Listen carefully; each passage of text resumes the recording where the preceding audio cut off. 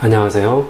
지난 시간에 긴 메소드에 대한 리팩토링을 진행을 했고, 이 시간부터는 측정할 수 있는 냄새 중에 비데 클래스에 대해서 어떻게 리팩토링을 하는지를 시작하도록 하겠습니다.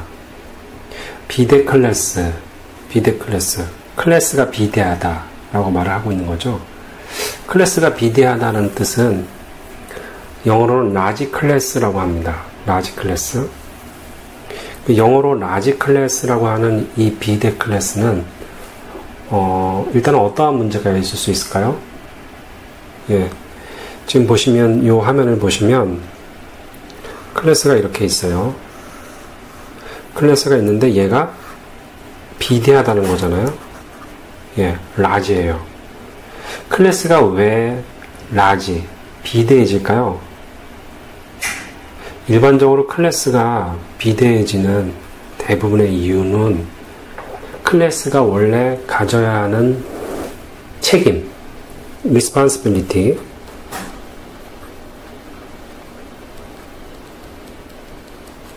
이 책임보다 더 많은 그러한 역할들을 하기 때문에 클래스가 비대해지게 됩니다.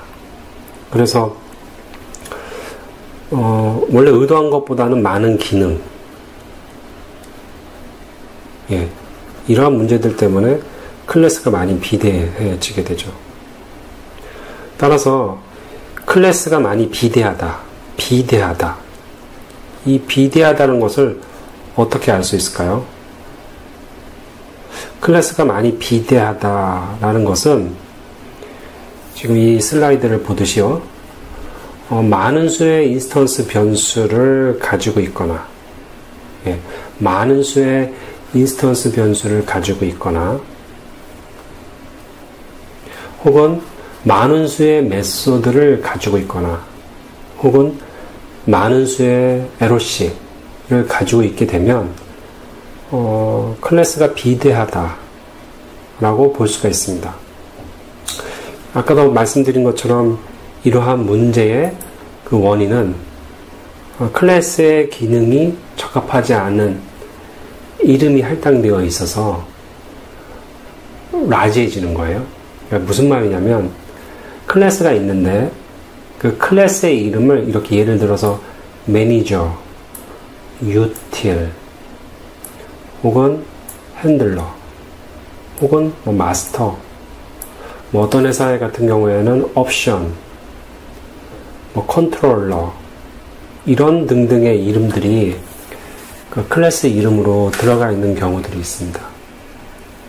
이렇게 되면 클래스의 이름이 제너럴하게, 일반적으로 작성이 되어 있기 때문에 원래 의도했던 것과는 달리 그 클래스에 다른 기능들도 많이 들어가게 되는 거죠.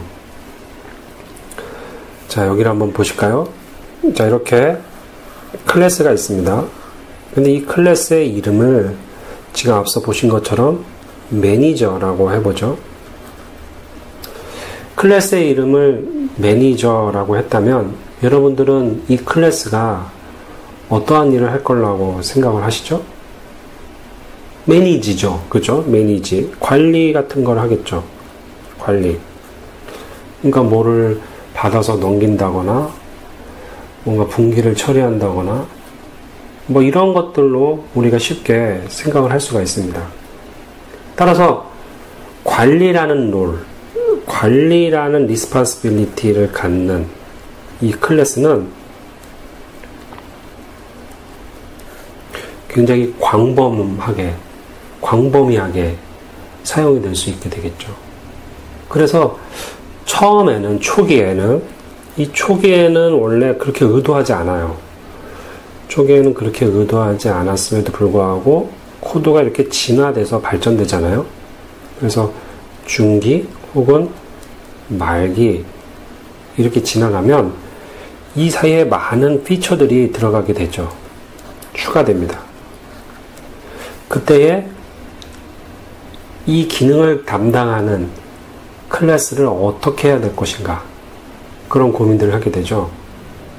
그러면 이름이 이렇게 매니저라고 이렇게 작성이 되어 있으면 새로 추가하는 기능들이 가만히 생각을 해보니까 매니지인 거죠.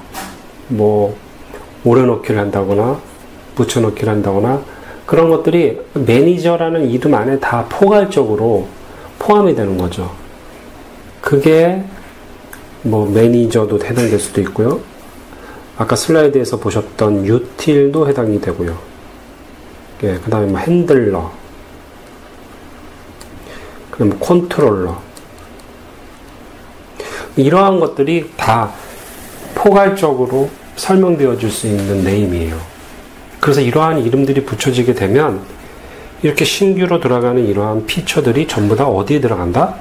예, 그렇게 명명된 클래스, 매니저나 유틸이나 뭐 핸들러나 컨트롤러나 이러한 것들에게 기능이 추가되게 됩니다. 그래서 어떻게 돼요? 클래스가 거대해지게 되죠. 예, 라지 클래스가 됩니다. 그래서 물리적으로는 많은 수의 메소드 1차적으로, 그리고 많은 수의 줄, 그 다음에 많은 수의 인스턴스 변수, 이런 것들을 갖게 됩니다. 다시 슬라이드로 넘어가서 보시면, 그래서 이런 기능 추가가 일어날 때 일반적인 이름의 클래스에 기능을 추가하게 되죠. 그래서 클래스가 점차 비대해지게 되는 거예요. 그래서 우리가 할 일은 뭐냐면, 이게 비대해지기 전에 그것을 캐치해서 클래스가 비대해지지 않도록 분할할 필요가 있겠죠. 이렇게 클래스가 비대해지게 되면 많은 기능을 가지고 있기 때문에 이 파일이, 이 클래스가 자주 변경되게 됩니다. 그렇게 되면, 자주 변경되게 되면 결함을 내포할 가능성이 매우 높아져요. 그래서 클래스들을 비대하게 두지 말아야 되고, 또 한 가지는 클래스가 비대하게 되지 않고 적정 규모로 유지가 되면 다양한 구조의 개선의 기회를 발견을 할 수 있게 됩니다. 크기가 작기 때문에 이렇게도 해보고 저렇게도 해볼 수 있게 되는 거예요. 그래서 1차적으로 이런 비대 클래스가 있는지를 확인하기 위한 그 방법으로 지난번 시간에 말씀을 드렸던 SRP 테스트 같은 이 SRP 테스트, 이것을 활용해서 클래스가 비대한가, 비대하지 않는가, 예, 그런 것들을 확인해 보실 수가 있습니다. 그래서 만약에 여러 단일 책임, single responsibility를 가져야 됨에도 불구하고 살펴보니 책임이 여러 개다. 그러면 책임의 일부를 분리해 내면 좋겠죠? 네, 그때 쓰는 방법이 extract class, 클래스 추출이라는 방법을 쓰게 됩니다. 또 한편으로 이렇게 보니 상속 구조로 도출을 해야겠다. 그래서 하이 클래스 형태로 뽑아낼 수 있다. 그렇다면 얘는 extract sub class라는 형태로 진행을 할 수가 있겠습니다. extract sub class. 또 이 클래스가 어떤 서비스를 제공을 하는데 그때의 클라이언트가 일부 사용하는 것들을 별도로 묶어서 다른 데서도 사용할 수 있겠다. 그렇다면 그때는 인터페이스로 뽑게 되는 거죠. extract 인터페이스 방식. 이렇게 세 가지 방식을 통해서 비대 클래스, 라지 클래스를 다이어트를 시킵니다. 보시는 이 화면을 잠깐 보시겠습니까? 예, 지금 데이터 리졸트 배너라는 클래스인데요. 실제 어느 회사에 존재하고 있는 실제 데이터 혹 실제 클래스입니다. 지금 보시면 이 예제는 두 개의 클래스가 해야 할 일을 하나의 클래스가 하고 있는 경우에 대한 예제예요. 그럼 어떻게 알 수 있느냐? 데이터 리졸트 배너라는 클래스 안에 보니까요. 국가별로 시간을 다루는 데이터 타입이 있고, 또 여러 객체들을 다루는 데이터 타입도 있고, 컨피그레이션을 하는 데이터 타입도 있고, 또 기대값, 뭐 옵티마이저, 이러한 데이터 타입이 있고요. 또 실제 메소드를 확인을 해보니 이게 몇 가지로 나눌 수 있겠다는 것을 확인할 수가 있습니다. 여기 볼까요? 지금 보시면 예를 들어 메소드를 확인을 했을 때 이 클래스 내부에, 이렇게 클래스 내부에 메소드들이 있지 않습니까? 이 붉은 색깔이 현재 메소드인데요. 이 붉은 색깔의 메소드 간의 콜 관계를 보세요. 그러면 얘는 이렇게 모여 있고요. 얘도 이렇게 모여 있다는 것을 알 수가 있죠. 그래서 두 개의 클래스로 나눌 수 있는지 여부는 데이터 타입도 볼 필요가 있지만, 실제 메소드를 보시면 관련이 있는 메소드라면 그 관련 있는 메소드끼리 클러스터가 될 가능성이 높고, 관련이 없다면 그러한 일들은 일어나지 않겠죠. 그래서 이 데이터 리졸트 배너라는 클래스는 보니까 버짓에 관련된 것도 있고, 제이슨 파서하는 기능도 있고, 또 예상 값에 관련된 클래스도 있고, 또 옵티마이징 하는 것도 있고, 그래서 4개의 클래스로 분할할 수 있다. 그 예시고요. 앞서 말씀드렸던 이 예제에서 그걸 어떻게 확인할 수 있냐. 그거는 일단 이 메소드들의 클러스트 되는 정도를 보면 어느 정도 짐작을 할 수 있다. 그 다음 인터페이스로 끄집어낼 수 있는 것은 요게 범용적으로 다른 데서도 쓸 수 있을 것 같다. 그럴 때 이제 인터페이스로 뽑아보게 되는데요. 지금 보시는 예제로 보시면 새라는 클래스가 있습니다. 새는 짖을 수 있죠. 그 다음에 뭐 볼 수 있죠. 날 수 있죠. 거위는 짖죠. 날 수 있나요? 거위가 뭐 나는 거위도 있고, 이글 날 수 있고, 짖을 수 있고, 볼 수 있고, 키위가 뭐 이런 새라고 하는데 얘는 날지 못한다고 합니다. 예, 날지 못한대요. 그러면 지금 이 상속 구조를 놓고 봤을 때에는 적절한 상속 구조가 아니죠. 이거 어디서 많이 보던 거 아닙니까? 그렇죠. 어디서 봤습니까? 이거 어디서 봤죠? LSP에서 봤습니다. LSP 여기 한번 보실까요? LSP 리스코프 서브스티튜션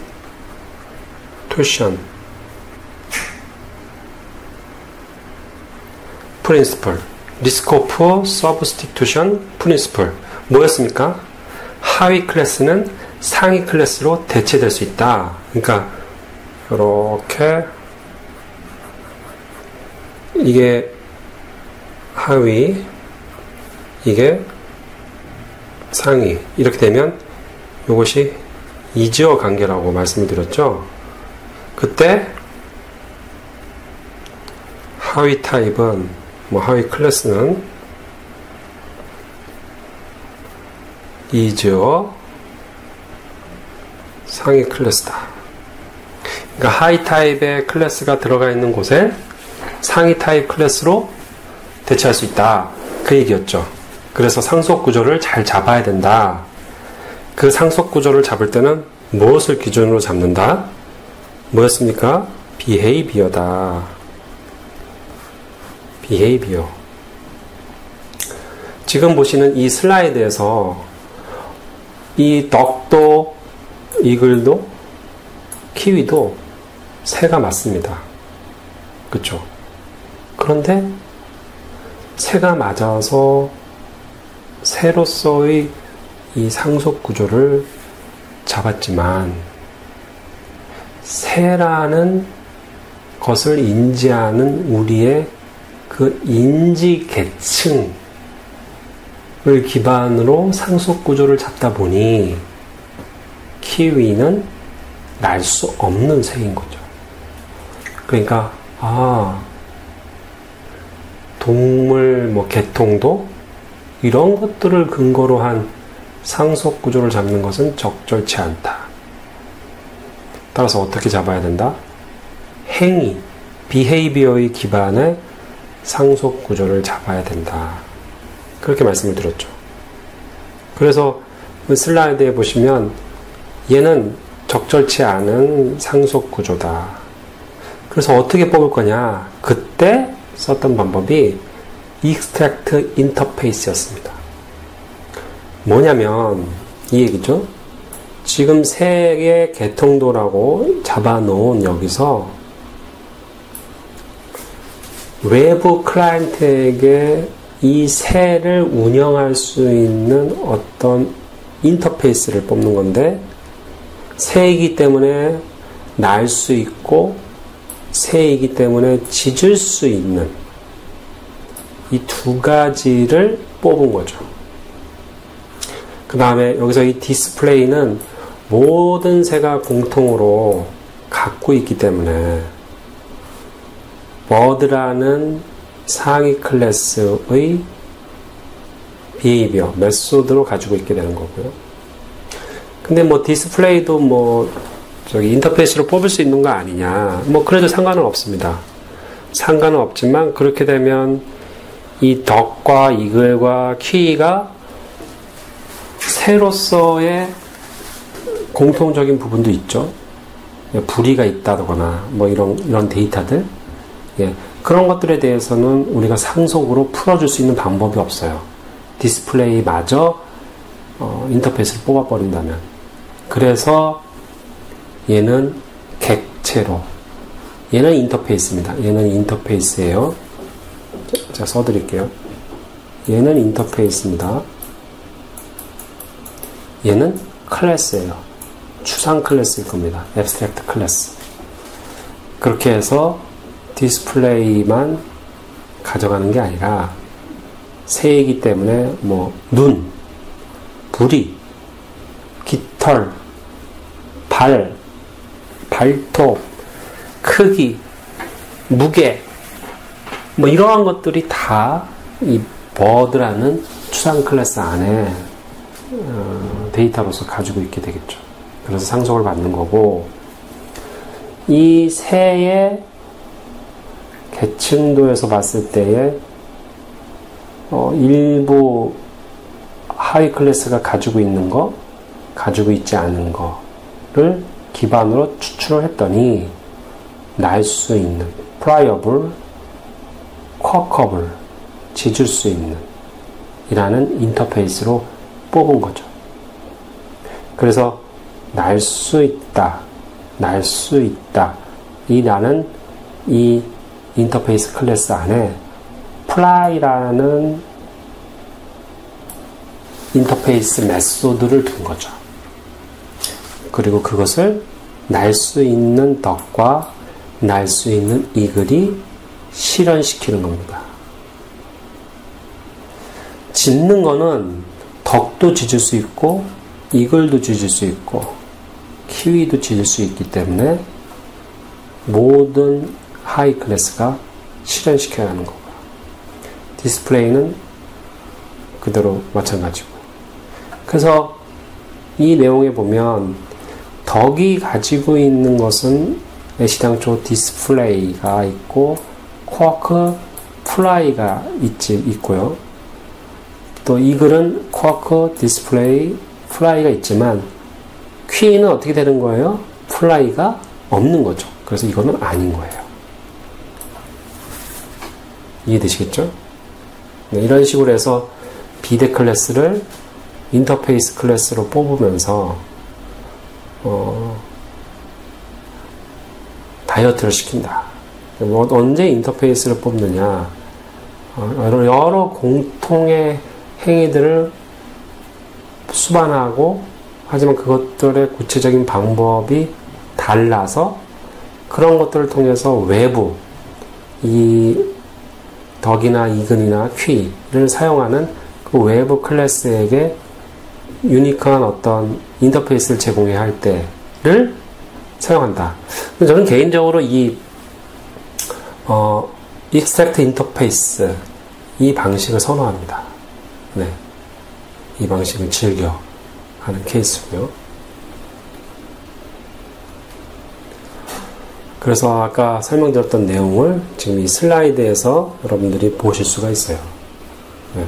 보시는 것처럼 나는 행동, 꾀꾀거리는 행동, 짖는 행동, 네, 이렇게 두 가지 부분으로 세 행동을 분석해서 추출을 하고 플라이어블의 플라이는 이런 식으로 인터페이스 플라이어블이라고 해놓고 거기에 이렇게 인터페이스 메소드를 둬서 얘가 여기서 각각의 어떻게 나는지를 구현하게끔 만드는 거죠. 쿼커블도 마찬가지고. 그래서 실질적으로 이렇게 바뀐다. 그래서 이렇게 인터페이스 이 플라이는 아니고요. 그래서 이거는 아니다. 이런 설명을 드리려고 한 거고, 이렇게 각 클래스를 덕과 이글, 키위 등의 그 클래스로 분할을 하고, 그 걔네들에 대한 세 개의 서브 클래스 중에 요 기능은 두 개만 해당되고, 요거는 하나만 해당되고, 이렇게 세밀하게 조합을 함으로써 여러 개를 다중상속하는 효과를 가질 수가 있습니다. 자바 프로그램을 해보시면 알겠지만 이런 식으로 자바는 다중상속을 허락하지 않죠. C++와는 달리 다중상속을 허락하지는 않지만 인터페이스라는 것을 두고서 마치 다중상속을 할 수 있게끔 하는 거죠. 그래서 이글의 경우에는 새로부터 상속을 받는데 또 뭐를 또 구현하냐면 플라이어블과 쿼커블을. 그래서 사실은 이 새하고 플라이어블하고 쿼커블 세 개로부터 상속을 받는 듯한 그러한 효과를 낼 수가 있게 되는 거죠. 따라서 이런 인터페이스는 이용해서 그 행동 양식을 지원을 하기 때문에 객체 지향 설계 원칙 중에 아까 말씀드렸던 LSP와 또 DIP에 준한 프로그래밍을 할 수 있게 됩니다. 그래서 여기 보시면 이건 이제 다른 예제인데요. 컨트롤러 인터페이스를 인터페이스 클래스로 두고 걔는 지금 이러한 메소드를 가지게 하고요. 그리고 나서 얘를 이런 식으로 프로세스 컨트롤러, 엔티티 컨트롤러 이렇게 분할해서 구현한다. 그런 얘기입니다. 다음 측정할 수 있는 냄새는 긴 매개면수 리스트. 이게 무슨 말이냐? 영어로 이제 long parameter list라고 합니다. 여기를 한번 보실까요? long parameter list. 함수에 매개 변수들이 있는데 그 매개 변수가 긴 거예요. 많은 거죠. 이건 아마 클린 코드 때도 제가 설명을 드렸던 겁니다. 그래서 우리는 몇 개를 적절하게 본다? 예, 3개다. 왜 3개라고 했습니까? 예, 이렇게 파라미터가 선언되기 때문이죠. 타입이 있고 거기에 변수가 있고 또 타입이 있고 변수가 있고 또 타입이 있고 거기에 변수가 있기 때문에 하나, 둘, 셋, 넷, 다섯, 여섯 개를 인지하게 되는 거죠. 예, 6개를. 근데 왜 6개냐? 우리의 손가락. 예, 손가락이 5개이기 때문에. 예, 그걸 무시할 수 없다. 그 얘기를 했었습니다. 파라미터 길이가 많아지면 함수 내부가 복잡해집니다. 그래서 파라미터 길이는 그렇게 많이 하는 게 좋지 않죠. 그래서 슬라이드로 다시 보시면 객체 간의 커플링을 줄이려는 시도에 의해서 이제 주로 나타나게 되는 거예요. 그래서 뭘 해야 되냐면 이러한 파라미터, 메소드를 가진 파라미터, 그렇다면은 메소드로 바꿀 수 있다. 그 얘기를 하는 거고요. 그 다음에 만약에 해당 매개 변수가 몰려다녀서 한 번에 처리를 해야 되는 거면 그냥 객체로 넘겨라. 그것이 있는 객체를 분할해서 메소드로 넘기는 거면 그냥 preserve whole object. 그러니까 그냥 객체로 넘겨라. 그 얘기고요. 만약에 객체로 넘어오는 게 아니라 원래 프리미티브하게 객체의 파라미터가 여러 가지로 넘어오는 거라면 객체화해라. 그 얘기를 하고 있습니다. 그래서 이 예제는 객체가 메소드를 호출을 한 다음 결과를 다른 메소드에 대해 파라미터로 넘기고 있는데요. 지금 보시면 이 소스를 보실까요? int base price 해가지고 퀀터티 곱하기 아이템 프라이스 이렇게 돼 있죠. 그래서 얘는 get discount 레벨을 또 이제 받고요. 그리고 나서 여기 보면 get discounted price에 base price하고 discount 레벨을 넘깁니다.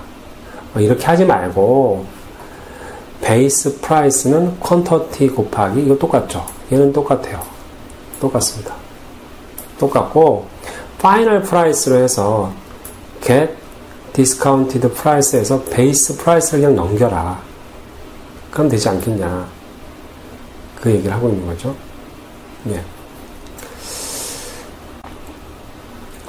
order 클래스가 있습니다. 주문하는 클래스가 있는데 get price라는 메소드가 있네요. get price라는 메소드가 있고 그 다음에 discounted price라는 두 개의 메소드가 있습니다. get price라는 메소드 안에는 base price, 기본 가격인가 보죠. 수량 곱하기 아이템 프라이스, 단가 그렇게 해서 base price를 만들고요. 디스카운트 레벨, 디스카운트를 해주는 것 같습니다. 만약에 수량이 100이 넘으면 디스카운트 레벨을 2를 주고 100을 넘지 않으면 2를 주는 형태인 거죠. 그래서 파이널 프라이스는 디스카운트 프라이스를 넘겨주는데 이 디스카운트 프라이스에는 보면 인트 베이스 프라이스, 그러니까 요 베이스 프라이스가 이렇게 와서 요 놈이 다시 이렇게 가는 거죠. 이렇게 호출되는 거죠. 그죠? 그리고 디스카운트 레벨을 또한 넘겨줍니다. 그래서 디스카운트 레벨이 2면, 그러니까 2라는 얘기는 구매하는 수량이 100이 넘나 보죠. 그러면 0점을, 그러니까 10%를 깎아주는 거고, 그렇지 않으면 5%를 깎아주는 거네요. 그렇게 해서 넘겨주는 거죠. 이거를 이렇게 하자는 얘기예요. 이 get price가 있으면 얘는 바로 디스카운트 프라이스를 콜해서 그 결과값을 그냥 넘기면 된다. 그럼 디스카운트 프라이스는 어딨냐? 여기 있죠? 레벨이 2면 get price에다가 0.1을 하고 레벨이 2가 아니면 0.5를 곱해서 걔를 리턴하고 걔를 최종 결과로 하자. 그럼 get price는 어떻게 구하냐? get price는 수량 곱하기 단가로 하고 그 얘기죠.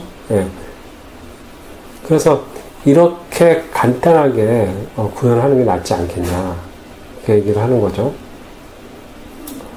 그 다음 어떤 객체에서 아까 말씀드린 것처럼 그거 괜히 쪼개가지고 보시면 데이트 템포 레인지에서 가져오는 객체가 get row를 가져오는 것 같아요. 그거를 이 row에다 넣어주고 또 여기서 get high를 또 high에다 넣어주고 다시 이 두 개를 여기다 넣어주고 이렇게 넣어주고 왜 이렇게 하냐? 그렇게 하지 말고 그냥 plan with range에다가 day temp range 이게 뭐예요?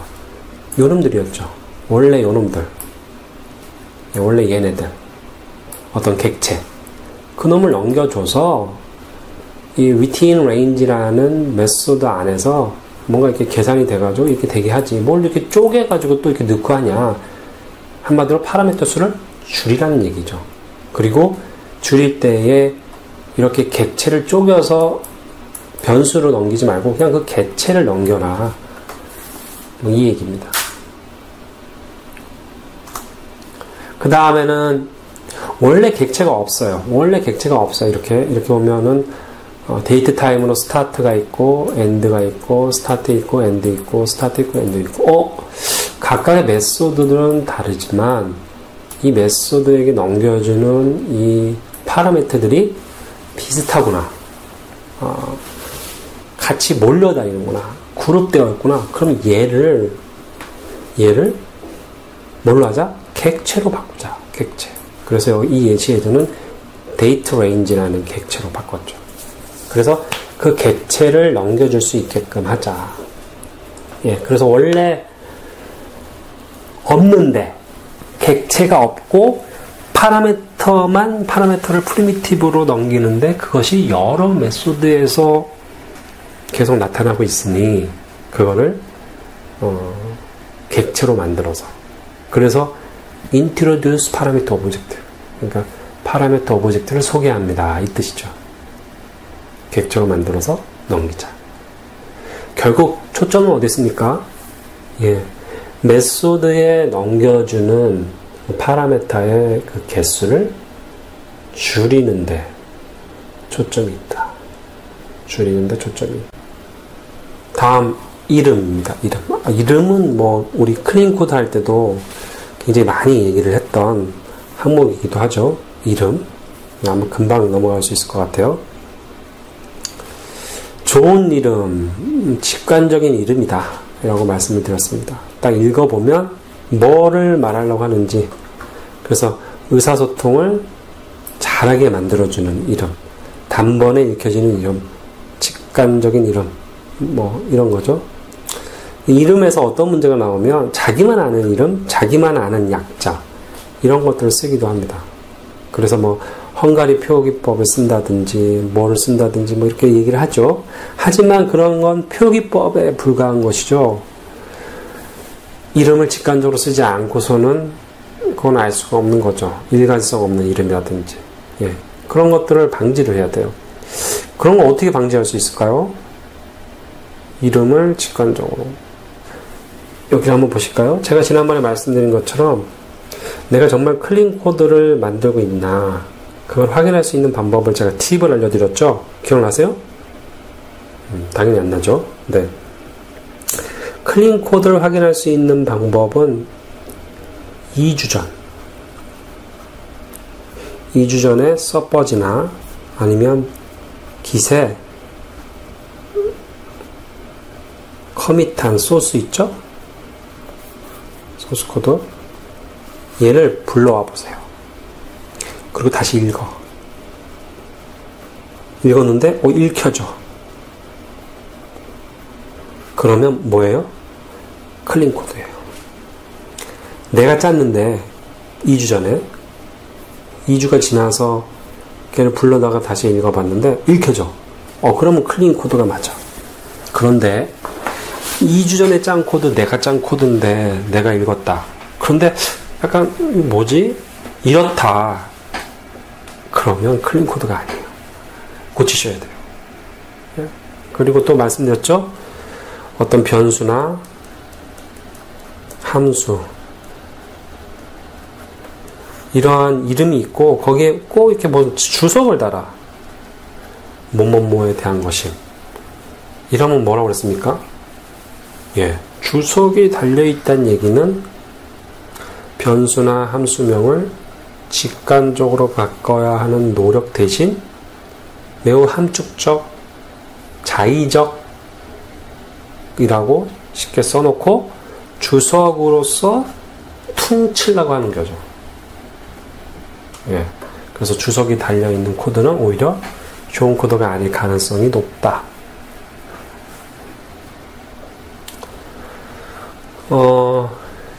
이러한 이름에 복합어가 있다든지 아까 다 말씀드렸고요. 원인은 뭐 더 말씀드렸죠.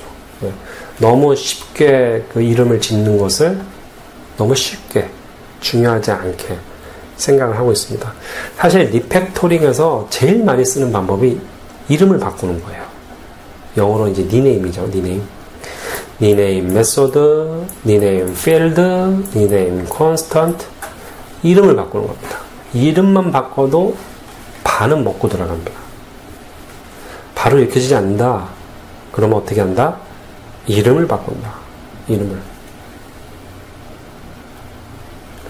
의사소통에 방해하는 이름, 뭐 이건 제가 클린코드에서 다 설명을 했기 때문에 간단히만 짚고 넘어갈 거예요. 뭐 지나치게 짧거나 약자 같은 경우, 뭐 AKG, 이게 뭐야 AKG가? 예. 모음이 생략된 이름, 뭐 자음만 쓰고 번호가 들어가 있고 이런 건 안 된다.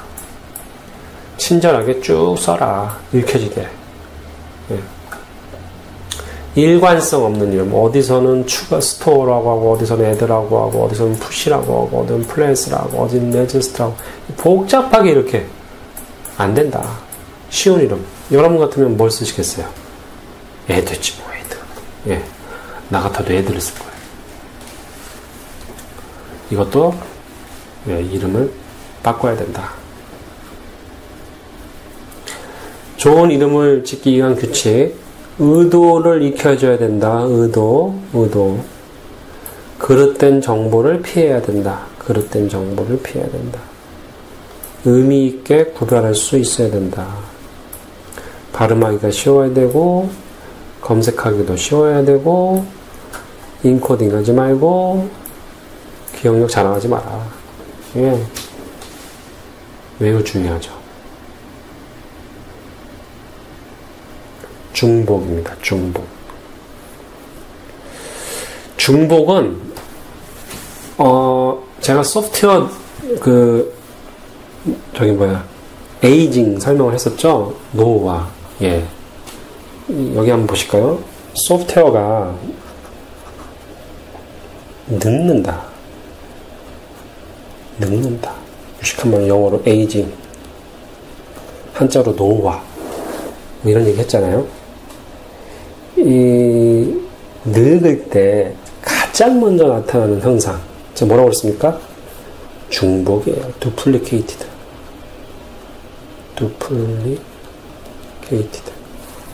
duplicated 코드가 생깁니다. 왜냐하면 노후화되기 시작하는 이유는 개발자들이 뭐 여러 가지 이유가 있겠죠. 개발자들이 시간의 압박, 일정의 압박, 뭐 업무의 과도한 내용, 뭐 기타 등등 이러저러한 그러한 이유들로 인해서 일을 쉽고 편하고 간편하게 하려고 합니다. 인간은 원래 그렇죠. 그러다 보니 비슷한 로직, 이거 지난번에 했던 건데 그거만 살짝 고치면 되겠는데 그랬을 때 어떻게 해요? 예, 본능적으로 재사용을 합니다. 리유즈를 하죠. 리유즈. 근데 이 리유즈가 copy and paste 형태로 리유즈를 하게 되는 거죠. 그래서 바로바로 해결이 돼요. 그런데 문제는 이런 중복 코드가 사방팔방에 이렇게 퍼지게 돼요. 사방팔방에 퍼지게 되면 똑같은 코드가 여기 이렇게 있잖아요. 그럼 이 피처가 조금이라도 바뀌거나 혹은 코드 결함이 이런 데서 만약에 나타나기 시작한다면 어떻게 됩니까? 재난이 되는 거죠. 재난. 그래서 가급적 중복은 이루어지지 않게 하는 게 좋다라고 말을 하고 있습니다.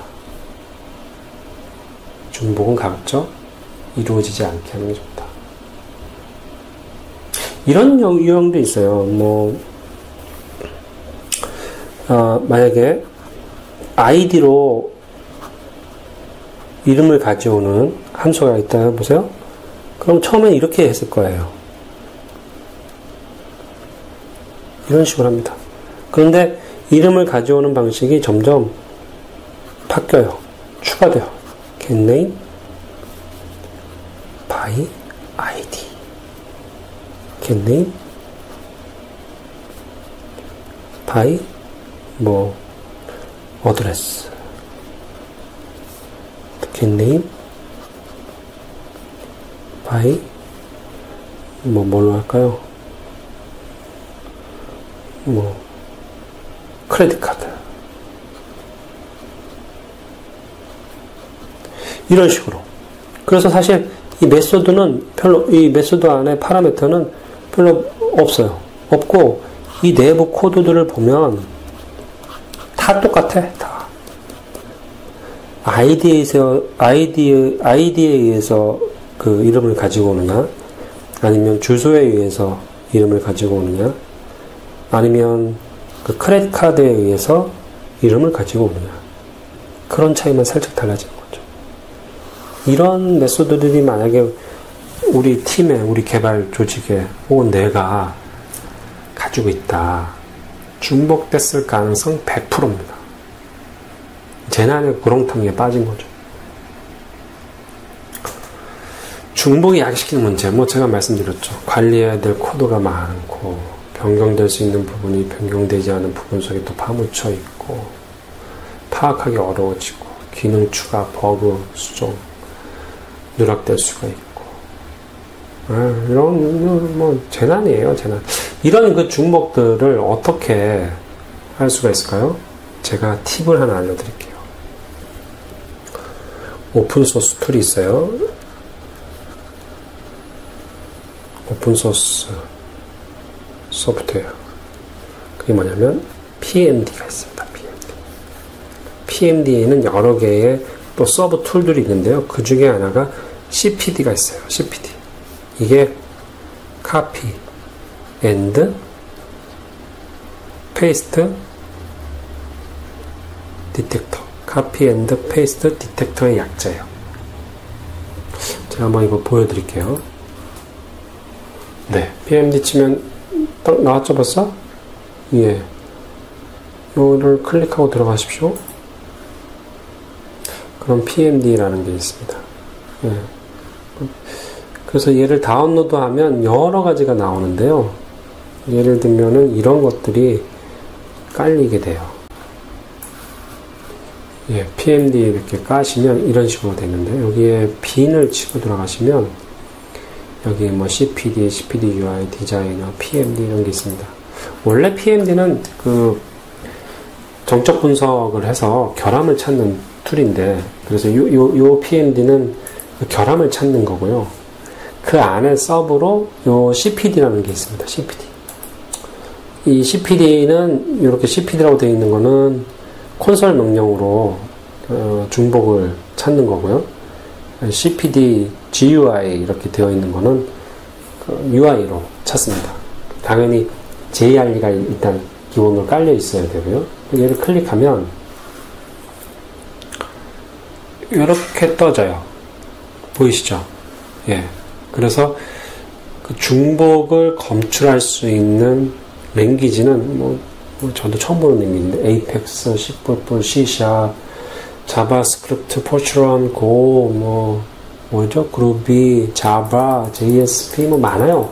옵젝스, 스위프트, 기타 많습니다. 그래서 내가 많이 쓰는 거 파이썬이다. 파이썬을 선택하시고, 여기 보면 여기 75라고 되어 있어요. 그죠? 이게 우리가 한 라인이 중복이 돼도 중복이고, 10라인이 중복이 돼도 중복이잖아요. 그러니까 어느 규모를 적절하게 중복을 할 것인가에 대한 그 규모를 잡는 거거든요.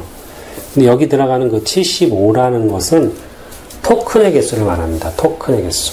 토큰의 개수가 뭐냐? 토큰의 개수가 뭐냐? 여기 화면 보실까요? 만약에 int i0 이렇게 했어요. 그 다음에 다시 i는 get id 이렇게 해서 이렇게 문장이 있잖아요. 저 75라는 숫자가, 이 75라는 숫자가 토큰을 말한다. 토큰은 이걸 말하는 거예요. 하나, 둘, 스페이스가 들어갔잖아요. 여기도. 셋, 넷, 다섯, 여섯, 일곱, 여덟, 9개. 그러니까 좀 요거 하나가 토큰이 9개인 거예요. 그래서 이 75, 다시 여기 화면으로 보시면, 여기 75라고 써있는 거는 이 CPD가 기본적으로 75 토큰 정도 되면, 중복으로 봐도 무방하다라는 경험적 통계치에 의해서 잡혀있는 거예요. 이거 숫자로 바꿀 수 있습니다. 우리는 빡시 가겠다. 한 라인도 카피하면 안 된다. 그럼 뭐 10, 뭐 7, 5, 뭐 이렇게 잡으시면 되겠죠. 75 토큰이니까요. 아까 여기 다시 보시면 요 예제에서 요 정도의 명령어가 9 토큰, 10 정도라고 볼 수 있잖아요. 그러면은 요 정도 규모의 명령어가 몇 줄인 거예요? 10줄. 그쵸? 75 토큰이면. 아니죠. 잘못 말했네. 이게 지금, 10 토큰이니까 7줄이네요. 7줄. 7줄 정도 되는 거예요. 그러니까 7줄 정도가 중복이 됐다라고 하면은, 어떻게 하면 본다? 카피됐다고 본다. 그 얘기입니다.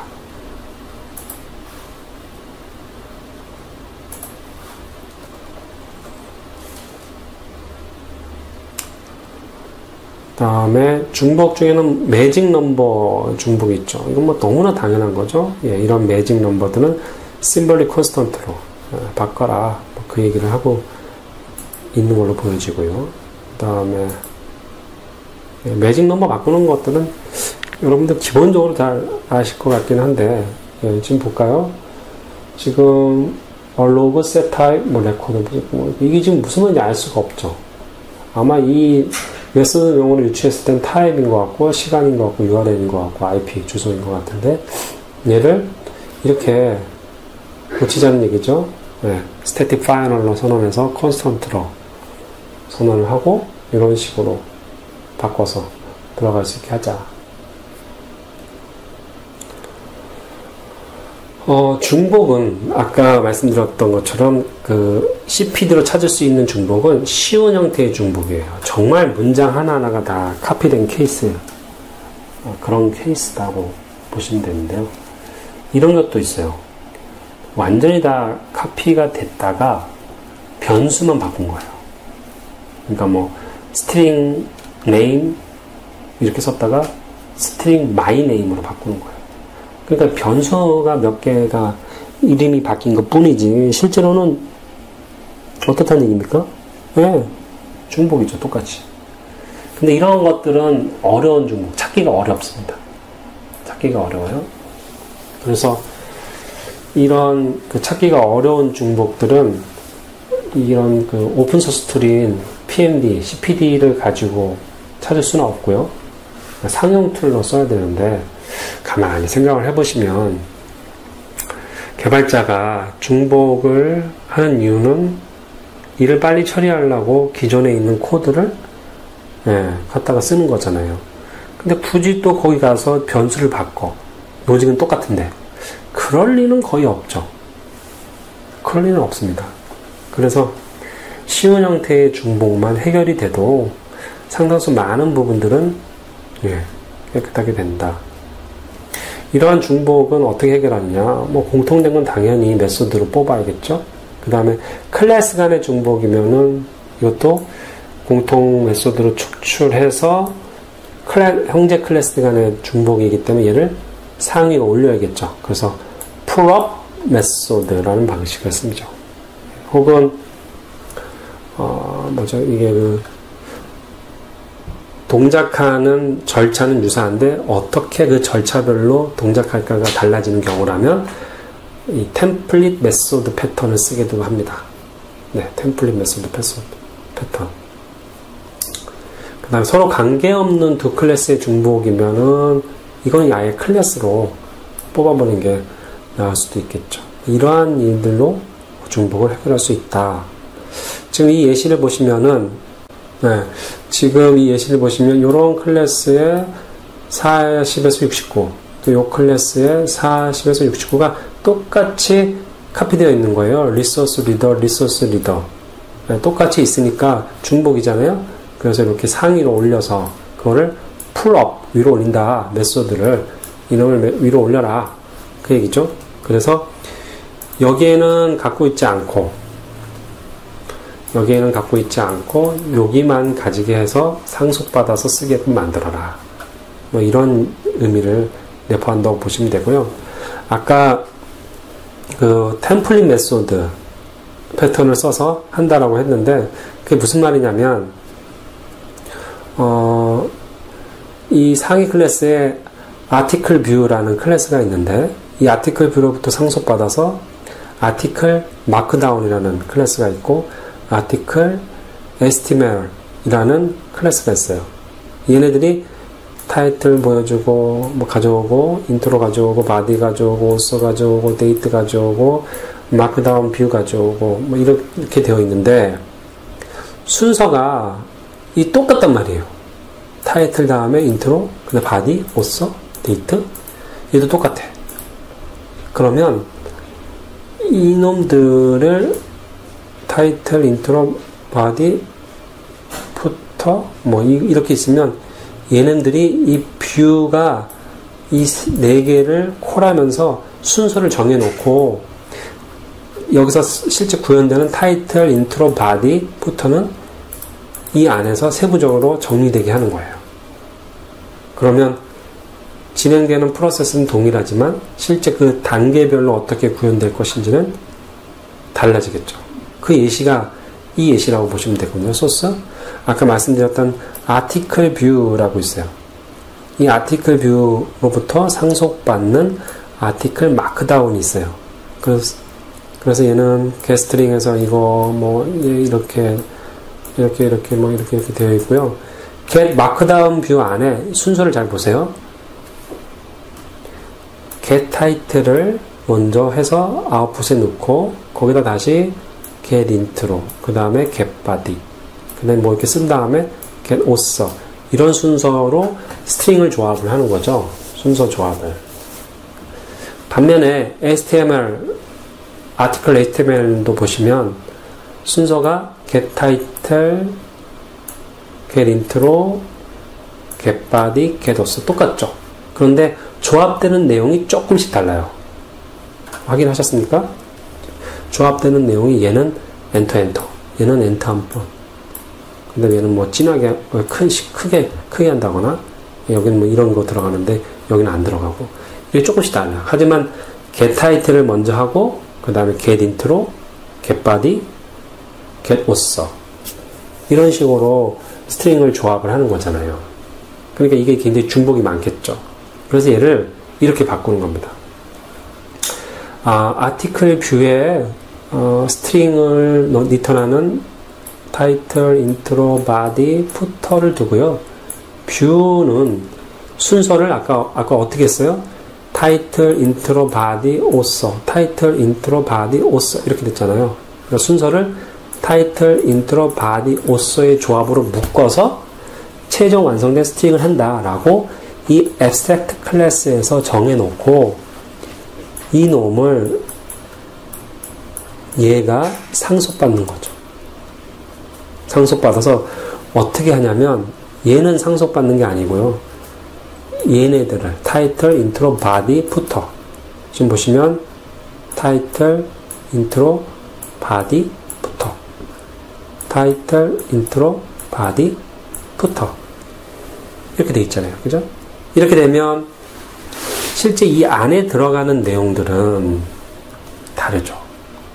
지금 아티클 마크다운 경우에는 타이틀에 샵 뭐 이렇게 하고 아티클 HTML 같은 경우에는 이렇게 하고요. 다르잖아요. 다르지만 들어가는 순서는 이 순서대로 유지될 수 있게끔 만들어 놓는 거죠. 어디서? 여기서. 그래서 이 뷰만 콜하면 되는 거예요. 그런 식으로 이런 중복을 해결할 수도 있다. 그렇게 보시면 되고요. 중복의 마지막인데요. 다른 인터페이스를 갖는 대체 클래스인데요. 같은 일을 하는 두 클래스에 사용된 메소드 이름이 서로 달라. 일은 같이 하는데 메소드 이름이 다르다. 그러면 어떻게 하겠습니까? 니네 메소드가 제일 좋아요. 그리고 나서 메소드를 움직입니다.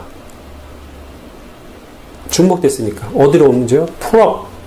풀업을 하든지 풀업 메소드를 하든지. 예. 그래서 메소드를 많이 사용하는 곳은 아니면은 옮기든지 그렇게 되겠죠. 그러니까 여기 그림을 보시면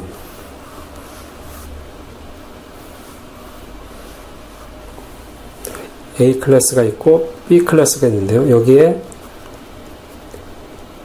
get id가 있고 여기도 get id가 있는 거예요. 근데 같은 일을 하네요. 근데 상당수 많은 클래스가 여기 있는 get id를 콜해요. 그럼 여기 있는 get id 필요 없겠죠? 예, 없애버려요. 이쪽으로 몰아줘요.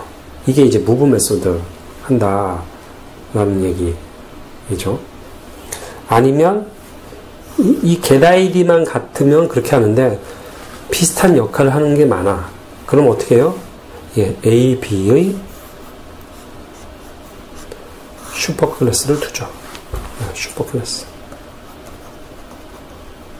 그래서 get id를 여기다가 옮겨주게 되는 거죠. 예, 이런 식으로도 할 수 있다.